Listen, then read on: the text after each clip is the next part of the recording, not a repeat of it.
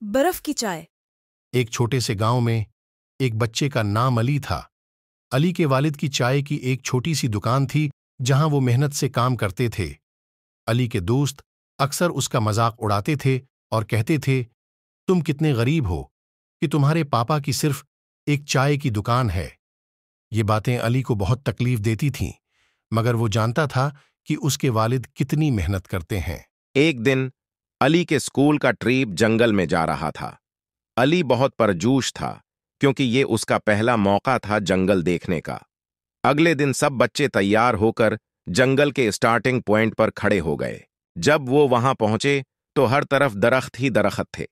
سب بچے جنگل میں گھومنے لگے، لیکن جیسے ہی شام ہوئی سردی بہت بڑھ گئی اور سب کو بھوک لگنے لگی۔ وہاں کوئی ہوٹل یا دکان نہیں تھی۔ شام ہوتے ہی جنگل میں سردی اور بھی بڑھنے لگی اور سب کو بھوک لگنے لگی۔ تبھی وہاں پر علی کو کچھ برف نظر آئی۔ علی نے اس برف کو پگھلایا اور چائے بنانا شروع کر دی۔ کچھ ہی دیر میں چائے بن کر تیار ہو گئی۔ یہ لو، سب گرم گرم چائے پیو۔ واہ، یہ چائے تو بہت مزیدار ہے۔ اگلے دن علی اپنے والد کی دکان پر خوشی خوشی مدد کر رہا تھا۔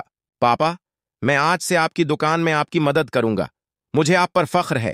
اگلے دن علی کے دوستوں نے اس سے ان کے برے برتاؤ کی معافی مانگی اور اسے اپنا دوست بنا لیا۔ تو بچوں، اس کہانی سے ہمیں یہ سبق ملتا ہے کہ ہم میں کوئی غریب یا چھوٹا بڑا نہیں ہوتا۔